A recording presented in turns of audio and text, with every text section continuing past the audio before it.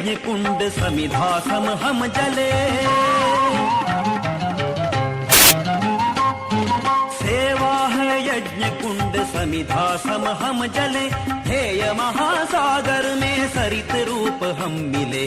सेवा है यज्ञ कुंड समिधा सम हम जले, हेय महासागर में सरित रूप हम मिले। लोक योग क्षेम ही राष्ट्र अभय गान है, सेवारत व्यक्ति व्यक्ति कार्य का ही प्राण है।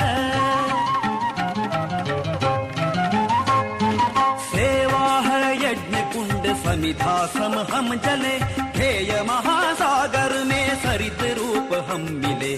सेवा है यज्ञ कुंड समिधा सम हम जले।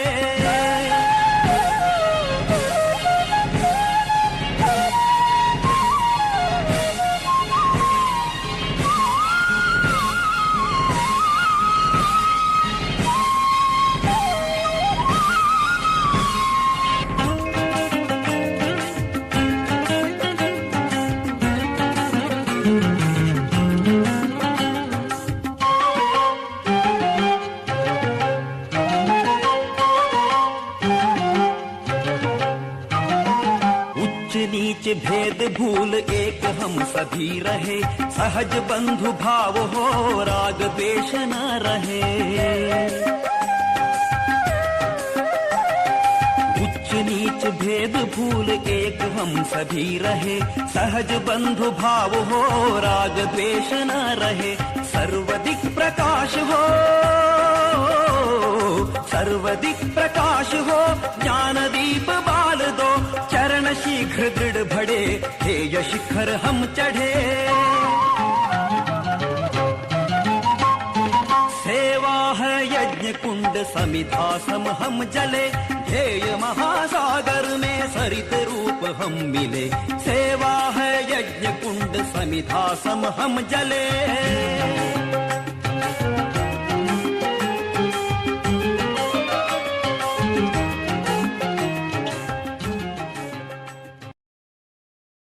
मोहता कॉलेज की ऑनलाइन पाठशाला में आपका हार्दिक स्वागत है। तो आज हम बेसिकली पढ़ने वाले हैं ध्वनि प्रदूषण। यह टॉपिक अपने बीए पार्ट फर्स्ट के अंदर संसाधन एवं पर्यावरण भूगोल में भी लगता है। इसके अलावा एमए के अंदर भी यह टॉपिक लगता है। तो इसके अलावा विभिन्न कंपटीशन एग्जाम में इससे संबंधित प्रश्न पूछे जाते हैं। उन प्रश्नों पर भी हम डिस्कस करेंगे कि कौन कौन से प्रश्न है वो ध्वनि प्रदूषण से बनते हैं, उन पर भी हम डिस्कस करेंगे। तो आज का जो हमारा टॉपिक है ध्वनि प्रदूषण, तो ध्वनि प्रदूषण का सामान्य अर्थ इसके अंदर हम देखेंगे। बेसिकली सामान्य अर्थ क्या है ध्वनि प्रदूषण का, तो इसके अंदर यानी 3-4 चीजों पर हम गौर करेंगे।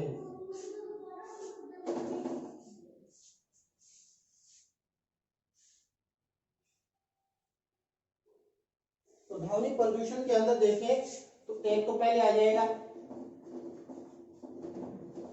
सामान्य अर्थ आ जाएगा इसका ध्वनि प्रदूषण का। भी सामान्य अर्थ में ध्वनि प्रदूषण से क्या तात्पर्य है।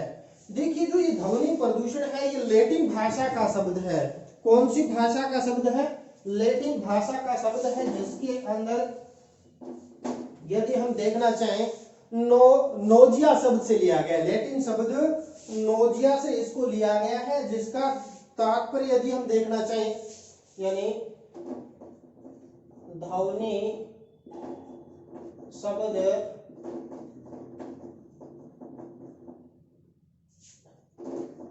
लैटिन भाषा के नोजिया, जिसको NAUSEA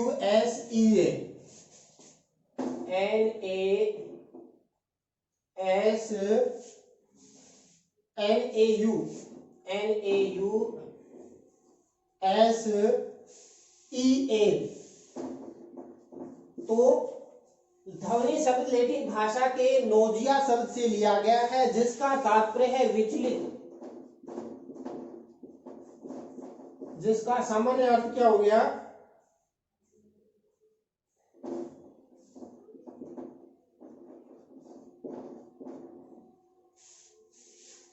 विचलित से लिया गया है। अतः आमाशयिक रोग के कारण क्या, यानी जो उल्टी होने तक की जो महसूस की जो यानी घटना है वो मुख्य रूप से क्या है, ध्वनि प्रदूषण है। या यूं कहें कि यानी हमारे चारों ओर जो अवांछित कर्कश आवाज जो मानव मस्तिष्क को क्या करती है, प्रभावित करती है। इससे न केवल मानव स्वास्थ्य बल्कि जीव जंतु वनस्पति पर भी उनका हानिकारक प्रभाव देखने को मिलता है। और सामान्यतः यदि हम देखना चाहें, सामान्यतः 50 से 60 डेसिमल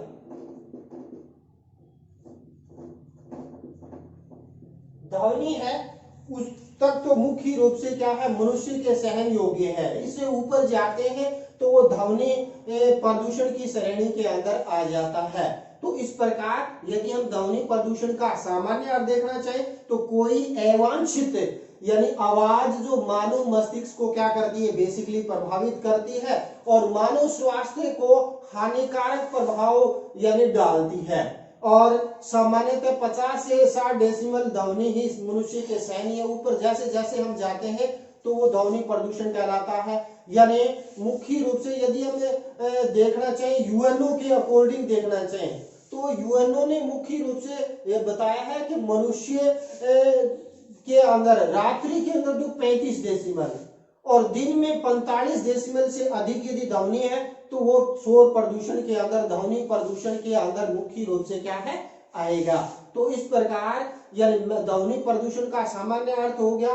और मैक्सवेल परिभाषाएं देखेंगे ध्वनि प्रदूषण की।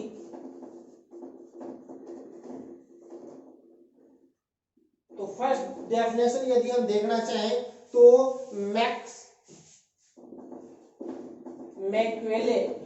मैक्सवेल के अनुसार यदि हम देखें, एक मैक्सवेल है एक मैक्सवेल, तो मैक्सवेल के अनुसार ध्वनि प्रदूषण देखना चाहें तो शोर एक ध्वनि है। या उन्होंने क्या बताया, मैक्सवेल ने, शोर एक ध्वनि है जो अवांछित है और एवं वायुमंडलीय प्रदूषण का एक प्रकार है। ये किसने कह दिया, यानी मैक्सवेल ने कह दिया कि शोर एक ध्वनि है जो अवांछित है और एवं वायुमंडल प्रदूषण का एक प्रकार है।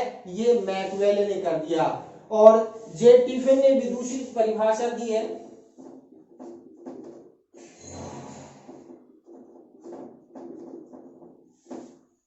तो जे टिफिन ने भी मुख्य रूप से शोर प्रदूषण को परिभाषित करते कहा है, शोर एक ऐसी ध्वनि, क्या बताया, शोर एक ऐसी ध्वनि है, शोर एक ऐसी ध्वनि है जो किसी व्यक्ति को अवांछित लगती है, व्यक्ति को अवांछित लगती है। शोर एक यानी ऐसी ध्वनि है जो किसी व्यक्ति को अवांछित लगती है और उसकी कार्य क्षमता क्या होती है, प्रभावित होती है। उसकी कार्य क्षमता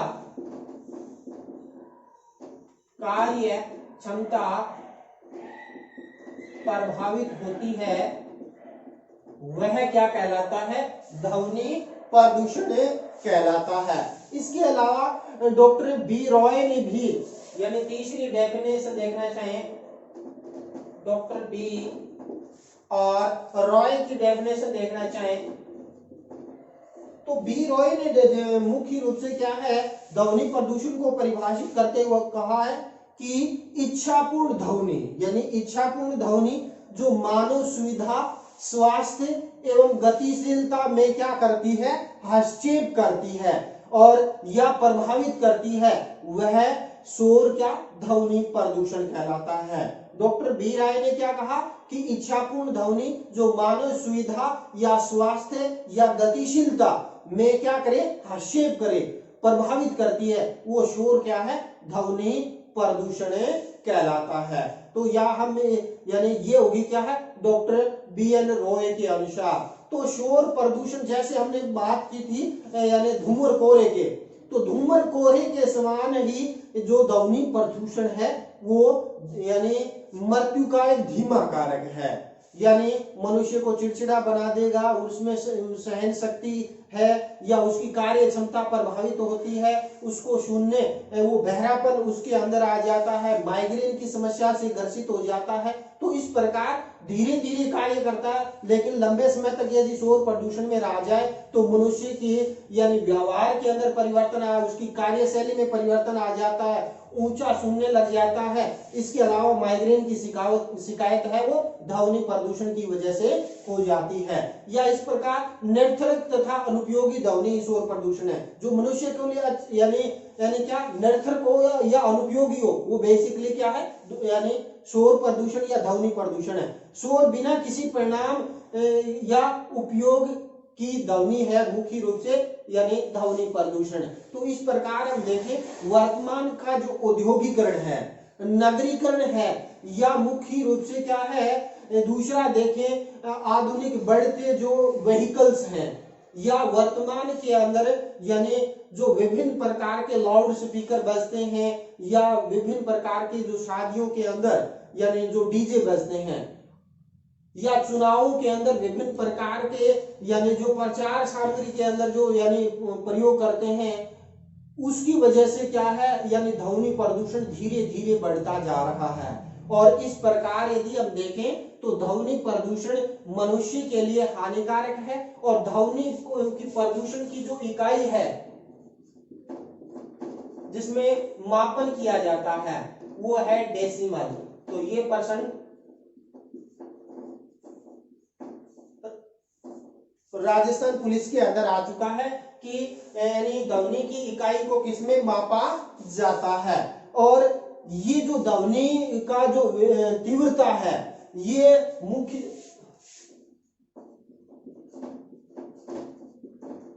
तीव्रता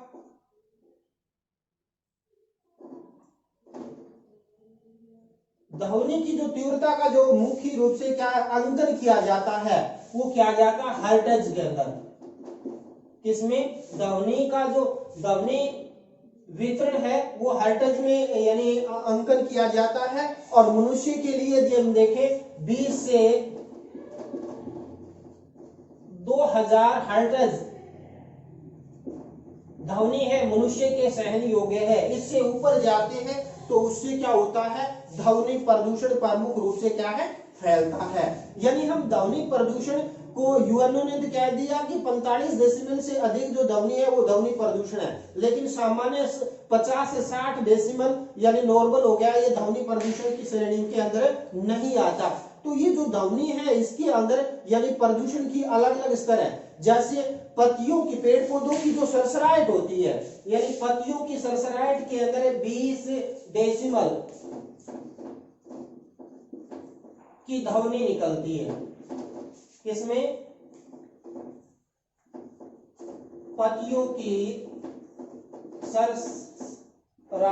ये कई बार पूछा जाता है, ध्वनियों की सरसराहट के अंदर 20 यानी हम जब आपस में फुसफुसाते हैं, फुसफुसाने की आवाज होती है उसमें 30 डेसिबल होती है। यानी जब बुदबुदाते हैं, दो व्यक्ति आपस में मंद आवाज में फुसफुसाहट करते हैं तो, और एक व्यक्ति जब सामान्य आवाज यानी बातचीत करता है तो उसमें 60 डेसिबल क्या है, ध्वनि की तीव्रता होती है। किसमें? कि सामान्य बातचीत में।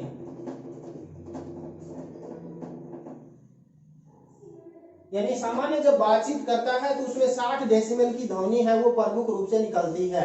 और इससे ऊपर जब ध्वनि आती है तो मनुष्य के यानी मुख्य रूप से लिए क्या है, स्वास्थ्य के लिए हानिकारक है वो यानी इसके अंदर रहती है। तो इस प्रकार यदि हम देखना चाहें जो ये ध्वनि प्रदूषण है वो धीरे धीरे मुख्य रूप से क्या है यानी बढ़ता जा रहा।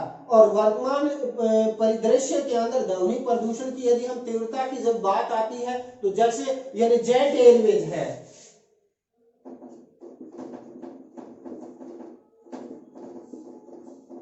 तो जेट एयरवेज मुख्य रूप से क्या है, चलते हैं, इसकी जो ध्वनि की तीव्रता की बात करते हैं तो 120 डेसिबल होती है।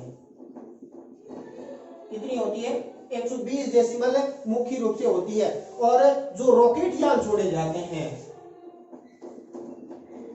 रॉकेट यान की हम बात करते हैं तो इसकी जो तीव्रता होती है वो लगभग क्या है 180 डेसिमल तीव्रता मुख्य रूप से होती है। और यदि ज्वालामुखी विस्फोट हो, ज्वालामुखी जो विस्फोट होता है तो उसमें 190 डेसिमल से अधिक तीव्रता है वो मुख्य रूप से इसके अंदर निकलती है। तो इस प्रकार यदि हम देखें ध्वनि के अंदर ये तो हो जाता है ध्वनिक प्रदूषण है क्या, किसे कहते हैं ध्वनिक प्रदूषण, यानी कौन सा स्तर ध्वनिक प्रदूषण के अंदर आएगा। तो ध्वनिक प्रदूषण के स्रोत कौन कौन से हैं, तो दूसरा हम देख लेंगे ध्वनि प्रदूषण के स्रोत। तो ध्वनिक प्रदूषण के जो स्रोत की बात आती है तो उसको हम दो कैटेगरी के अंदर बांट के इसका अध्ययन करेंगे ध्वनिक प्रदूषण को।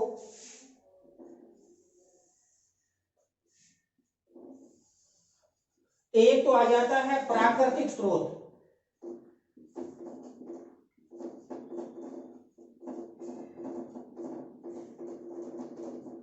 और प्राकृतिक स्रोत है वो ज्यादा हानिकारक नहीं है और उसके अंदर भी हम बातचीत करेंगे। इसके अलावा दूसरा मानव निर्मित स्रोत, और ये खतरनाक है। वर्तमान परिदृश्य में देखें तो ये सबसे ज्यादा हार्मफुल है। तो प्राकृतिक यानी स्रोत के अंदर यानी यदि हम बात करना चाहें प्राकृतिक स्रोत कौन कौन से हैं, जैसे बादलों का जो गर्जना है, बिजली का जो तड़कना है, या जो ज्वालामुखी विस्फोट होता है, या यदि हम बात करते हैं तूफान आते हैं, हवाएं चलती है, या भूकंप आता है, या जो हम बात करते हैं जंगलों के अंदर जाते हैं तो विभिन्न प्रकार के जो जीव जंतु है दहाड़ते हैं, आवाज निकालते हैं, उससे भी क्या है ध्वनि प्रदूषण प्रमुख रूप से क्या है फैलता है। तो ध्वनि प्रदूषण के स्रोत के अंदर यदि हम देखना चाहें तो प्रमुख रूप से आ जाता है यानी बिजली का चमकना है, या बादलों के अंदर गरजगराहट की आवाज आना, ज्वालामुखी जो विस्फोट होता है ये हार्मफुल है, तूफानी हवाएं चलती है, जब चक्रवात आता है, या जब भूकंप आता है, या वनस्पति की जब हवाएं चलती है तो उसके अंदर सरसराहट की आवाज आती है, और यानी वन्य जीवों के अंदर यानी जो आवाज आती है, चाहे वो शेर का दहाड़ना हो, हाथी का दहाड़ना हो, या जो जीव जंतु है उसकी वजह से भी ध्वनि प्रदूषण प्रमुख रूप से क्या है फैलता है। इसके अलावा समुद्री क्षेत्रों के अंदर भी प्रमुख रूप से क्या है कई बार यानी तटीय क्षेत्रों से यानी समुद्री धाराएं टकराती है, उसकी वजह से भी कई बार आवाज प्रमुख रूप से क्या है विस्फोट होता है। ये तो प्राकृतिक स्रोत है। मानवीय स्रोतों की बात करते हैं तो वर्तमान में मोटर गाड़ी,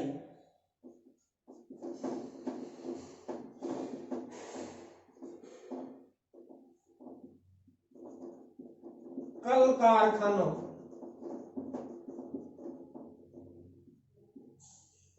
नगरीकरण के अंदर क्या है जो विभिन्न प्रकार के क्रियाकलाप किए जाते हैं नगरों के अंदर। इसके अलावा यदि मशीनों के अंदर मशीनें चलती है तब भी मुख्य रूप से क्या होता है बेसिकली यानी ध्वनि प्रदूषण होता है। इसके अलावा मनोरंजन के साधन,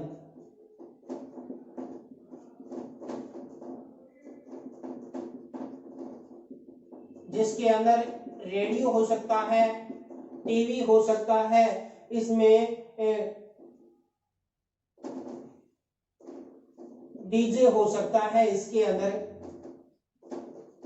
इसके अलावा जो लाउड स्पीकर है या जो विभिन्न प्रकार के गायन के सीडी प्लेयर है, जैसे ये कई उपकरण हैं जो मनोरंजन के साधन हैं, लेकिन ये भी वायु प्रदूषण के अंदर महत्वपूर्ण भूमिका निभाते हैं।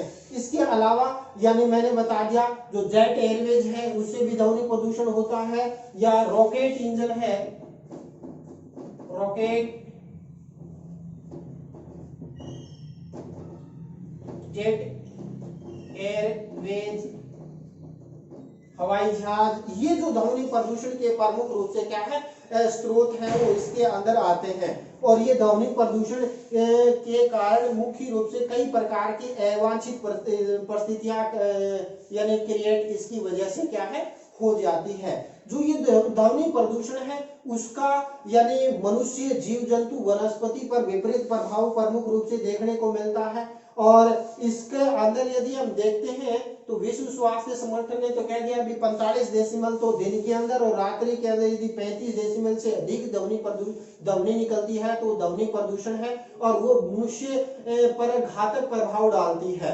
और इसके अंदर यदि हम देखें तो अलग अलग क्षेत्रों के अंदर ध्वनि की तीव्रता का अंकन किया गया। इससे ज्यादा ध्वनि है तो वो ध्वनि प्रदूषण के अंदर क्षेत्र के अंदर आएगी। जैसे मैं बात करता हूं औद्योगिक क्षेत्र, औद्योगिक क्षेत्र के अंदर कितनी ध्वनि होनी चाहिए दिन के अंदर और रात के अंदर। यदि एक नंबर पर औद्योगिक क्षेत्र में यदि हम देखें यदि 75 डेसिमल ध्वनि यानी निकलती है, कितना 75 डेसिमल, और रात्रि में यदि ये निकलती है 70 डेसिमल, तो इससे अधिक यदि तीव्रता होगी तो वो क्या आ जाएगा यानी ध्वनि प्रदूषण की श्रेणी के अंदर आ जाएगा। इसके अलावा वाणिज्यिक क्षेत्र,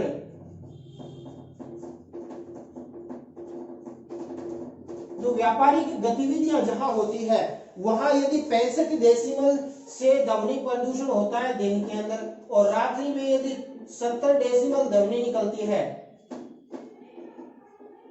इससे ऊपर ध्वनि निकलेगी तो वाणिज्यिक क्षेत्र का प्रदूषण के अंदर आएगा।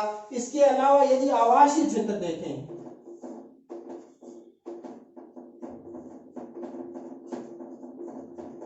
जब आवासीय क्षेत्र की आती है तो आवासीय क्षेत्र के अंदर दिन के अंदर तो यदि आता है इसमें 55 डेसिमल, यानी 55 डेसिमल से अधिक ध्वनि निकलेगी तो वो ध्वनि प्रदूषण की श्रेणी में आएगा। और रात्रि में देखिए 45 डेसिमल, तो 45 डेसिमल से अधिक ध्वनि निकलेगी तो वह आवासीय क्षेत्र का ध्वनि प्रदूषण आ जाएगा।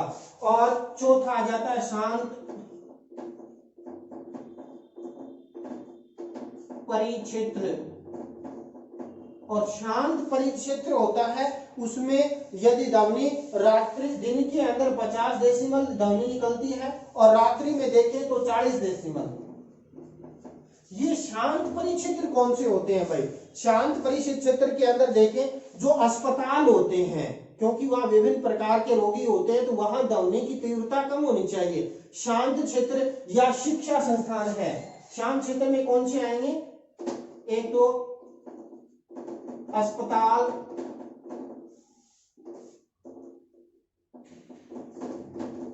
शिक्षण संस्थाएं या न्यायालय।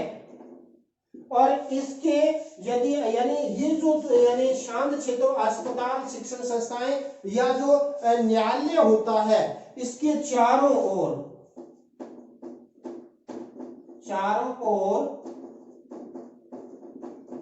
100 मीटर दायरे के अंदर, 100 मीटर क्षेत्र के अंदर यानी ये जो लाउड स्पीकर है या ये जो विभिन्न प्रकार के उपकरण है या औद्योगिक इकाइयां नहीं हो सकती, क्योंकि वहां वायु प्रदूषण यानी ध्वनि प्रदूषण इसकी वजह से फैलता है और जिसके कारण पढ़ाई में भी व्यवधान आती है, अस्पताल में रोगियों पर विपरीत प्रभाव पड़ता है, न्यायालय में ये जो कार्यवाही है उस पर भी यानी इसका नकारात्मक प्रभाव है वो प्रमुख रूप से क्या है देखने को मिलता है। तो ये तो बेसिकली आ जाता है यानी ध्वनि के अंदर हमने देखा यानी प्राकृतिक स्रोत हो गए और दूसरा हमने मानव निर्मित स्रोत जो हमने इस पर डिस्कस कर लिया। फिर इसके अंदर औद्योगिक क्षेत्र में दिन में 75 डेसिमल, रात्रि में 70 डेसिमल से अधिक ध्वनि है तो ध्वनि प्रदूषण की कैटेगरी में आएगा। वाणिज्यिक क्षेत्र में दिन में 65 और रात्रि में 70 डेसिमल, और आवासीय क्षेत्र में 55 और 40, और शांत परिक्षेत्र में दिन में 50 डेसिमल और रात्रि में 40 डेसिमल से अधिक ध्वनि निकलती है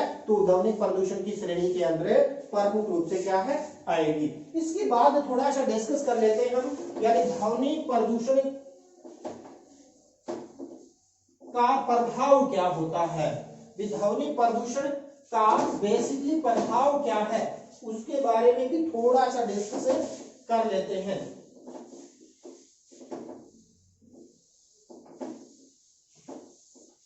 फिर हम कंपटीशन एग्जाम समझे। ध्वनि प्रदूषण के प्रभाव।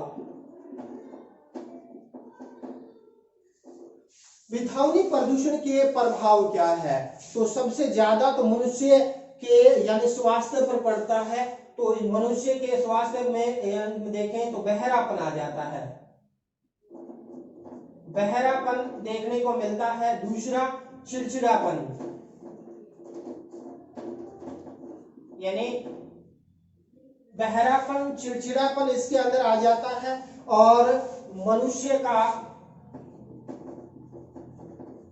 स्वभाव में विचलन आ जाता है, स्वभाव में विचलन आ जाता है, जिससे उसकी कार्य क्षमता प्रभावित होती है, कार्य क्षमता प्रभावित होती है। और आपने महसूस भी किया होगा, कई बार क्लासें लगती है उसमें कोई यानी अचानक आवाज आती है तो उसके अंदर यानी व्यवधान प्रमुख रूप से आ जाता है, पढ़ाई में मन नहीं लगता है। इसके अलावा यदि हम देखना चाहें यानी इसके अंदर जो विशेष तौर पर प्रभाव आता है वो सूक्ष्म जीवों की मृत्यु भी हो जाती है। इससे क्या हो जाती है? सूक्ष्म जीवों की मृत्यु हो जाती है इसके कारण। इसके अलावा मनुष्य में हृदयाघात भी, मुख्य हार्ट अटैक भी आ जाता है। इसके अलावा यानी उच्च रक्तचाप यानी बीपी की शिकायत भी मुख्य रूप से क्या है इसके अंदर आ जाती है। इसके अलावा यदि लंबे समय तक यदि हम ध्वनि प्रदूषण के अंदर रहेंगे तो मनुष्य में माइग्रेन से मुख्य रूप से क्या है वो पीड़ित हो जाता है। इसके अलावा यानी लंबे समय तक ध्वनि प्रदूषण में रहेंगे तो अनिद्रा यानी नींद नहीं आती है, फिर गोलियां लेनी पड़ती है। और इसके अलावा मनुष्य के अंदर लंबे समय तक यदि ध्वनि प्रदूषण में रहेंगे, आक्रामक व्यवहार, तो ये समस्याएं प्रमुख रूप से क्या है इसकी वजह से आती है।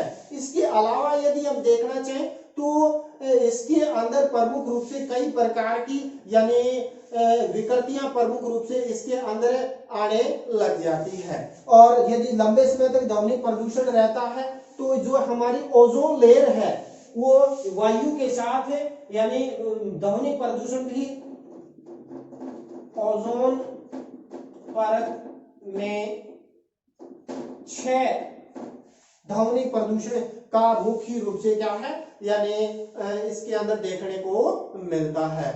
तो इसके अलावा वृक्षों की वृद्धि भी मुख्य रूप से रुक जाती है। जो जीव जंतु है उसके व्यवहार में परिवर्तन देखने को मिलता है, उसके अंदर वृद्धि भी कई बार रुक जाती है। तो कई प्रकार की समस्याओं से मुख्य रूप से क्या है गुजरना पड़ता है।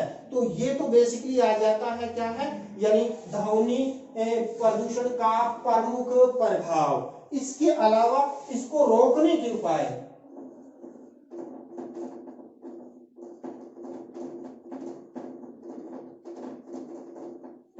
रोकने के उपाय की जब बात आती है तो यानी सबसे ज्यादा यदि हम अत्यधिक मात्रा के अंदर क्या जो ध्वनि प्रदूषण के सोर्स है उसको आवासीय क्षेत्रों से बाहर स्थापित है वो प्रमुख रूप से क्या है किया जाना चाहिए। इसके अलावा वृक्षारोपण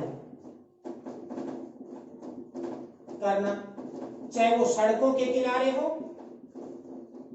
या जो औद्योगिक क्षेत्र है, यानी जो वैज्ञानिक कहते हैं यदि औद्योगिक क्षेत्र के पास हरित पट्टी होनी चाहिए जिसके कारण ध्वनि प्रदूषण है वो मुख्य रूप से क्या है न फैल सके।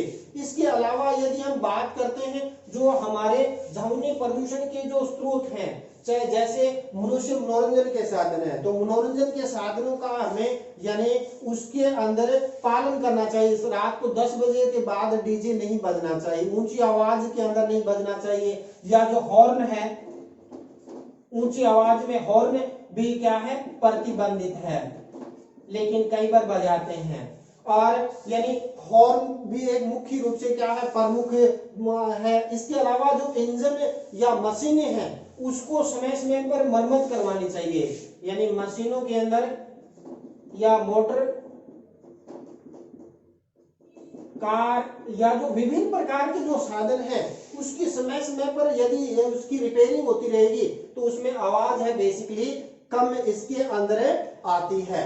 इसके अलावा यदि हम बात करते हैं तो वायुयान है या जो मुख्य रूप से जेट एयरवेज है, इसमें शोर नियंत्रक उपकरणों को लगाना चाहिए, यानी शोर नियंत्रण उपकरण भी लगाने चाहिए, यानी ये सबसे बड़ा यानी इसका यानी प्रभाव है। इसके अलावा यदि हम जाते हैं जहां पर हम प्रमुख रूप से यानी जिन क्षेत्रों में जाते हैं वहां हमें यानी ध्वनि के अंदर लंबे समय तक कार्य करते हैं तो कानों में टोपस या ऐसे ध्वनि उपकरण जो मुख्य रूप से ध्वनि को अवशोषित करते हैं उनको प्रमुख रूप से क्या है लगाना चाहिए, ताकि ध्वनि प्रदूषण को मुख्य रूप से क्या है कम कर सके। इसके अलावा यदि हम देखना चाहें तो ध्वनि प्रदूषक नियंत्रण मुख्य रूप से क्या है का कड़ाई से पालन होना चाहिए। हालांकि ध्वनि प्रदूषण से संबंधित अभी तक कोई यानी विशेष अधिनियम नहीं बना, लेकिन जो वायु प्रदूषण अधिनियम, वायु प्रदूषण अधिनियम 1981 में संशोधन कर 1987 के अंदर ध्वनि प्रदूषण को शामिल किया गया है, ध्वनि प्रदूषण को प्रतिबंधित किया गया है और उसमें कुछ धाराएं प्रमुख रूप से क्या है ध्वनि प्रदूषण से संबंधित जोड़ी गई है। जैसे मैं बात करूं यानी जो इसके अलावा जो यदि हम बात करते हैं जो 1986 का जो अधिनियम है उसकी धारा 6 के अंदर ध्वनि प्रदूषण पर कानून है वो प्रमुख रूप से बनाया गया है। भारतीय जो दंड संहिता है उसके 268 और 290 में भी क्या है ध्वनि प्रदूषण को प्रतिबंधित किया गया है। इसके अलावा यानी पुलिस अधिनियम 1861 है, पुलिस अधिनियम 1861 है, उसमें मुख्य रूप से क्या है यानी यानी ध्वनि प्रदूषण को रोकने के लिए यानी पुलिस जो अधीक्षक होता है उसको यानी अधिकृत किया गया है कि वो त्योहारों के समय या मेलों में या विवाह शादियों के दौरान यानी मनुष्य पर विपरीत प्रभाव पड़ता है या 10 बजे के बाद ध्वनि प्रदूषण के यंत्रों को आप नहीं बजा सकते, तो उसको भी क्या है यानी ये नैतिक दायित्व भी बनता है पुलिस का कि वो ऐसे जो आयोजन होते हैं उसको प्रमुख रूप से क्या है नियंत्रित करे और इस कानून का यानी कड़ाई से पालन होना चाहिए। इसके अलावा सबसे बड़ा है अवेयरनेस, यानी ध्वनि प्रदूषण से मनुष्य पर क्या प्रभाव पड़ते हैं उन प्रभावों के बारे में बताया जाए कि लंबे समय तक यदि आप ध्वनि प्रदूषण में रहोगे तो बहरे हो जाओगे, आप में माइग्रेन की समस्या से ग्रसित हो जाओगे, अनिद्रा आने लग जाएगी। तो यदि उसमें अवेयरनेस होगी तो वो अपने आसपास का जो ध्वनि प्रदूषण स्वयं करते हो या दूसरे जब करते हैं उनको रोकेंगे और टोकेंगे, और जिससे क्या है ध्वनि प्रदूषण को प्रमुख रूप से क्या है नियंत्रण किया जा सकता है। वर्तमान के अंदर जो नगरीकरण हो रहा है और उसमें ध्वनि प्रदूषण की वजह से जो ये माइग्रेन की है या चिड़चिड़ापन है या बहरापन है या माइग्रेन की जो समस्या है या जो मनुष्य का आक्रामक व्यवहार हो जाता है उस व्यवहार के कारण क्या है कई प्रकार की यानी व्यवहार के अंदर परिवर्तन आया और ये समस्याएं मुख्य रूप से निकल कर आती है। तो इससे जो ध्वनि प्रदूषण से संबंधित मुख्य रूप से पर्सन की बात करते हैं तो एसएससी के अंदर यानी एसएससी के अंदर एक पर्सन पूछा गया था कि ध्वनि प्रदूषण को किस श्रेणी में शामिल किया जाता है, ध्वनि प्रदूषण को किस श्रेणी में शामिल किया गया है किया गया, ये प्रश्न पूछा गया था। वे ध्वनि प्रदूषण को किस श्रेणी के अंदर हम शामिल करेंगे? तो अदृश्य प्रदूषण दिखाई थोड़ी देता है, अदृश्य प्रदूषण के अंदर शामिल करते हैं, किसको?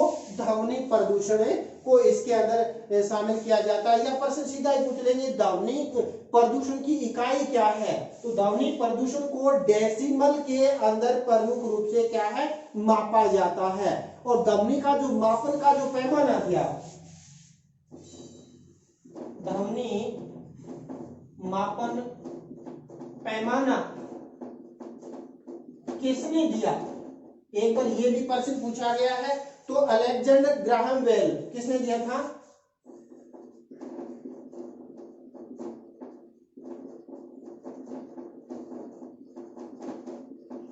तो अलेक्जेंडर ग्राहम बेल ने ध्वनि मापन का जो पैमाना है वो प्रमुख रूप से दिया। और यदि कई बार प्रश्न इस तरीके से भी पूछ लिया जाता है, यदि मान लीजिए आप अधिक ध्वनि प्रदूषण वाले क्षेत्रों में जाते हैं और वहां जाने से के लिए आपको यानी क्या करना चाहिए? आप वहां ध्वनि प्रदूषण में कार्य कर रहे हैं, तो कार्य करते समय आपको ईयर प्लग का प्रयोग करना चाहिए। किसका?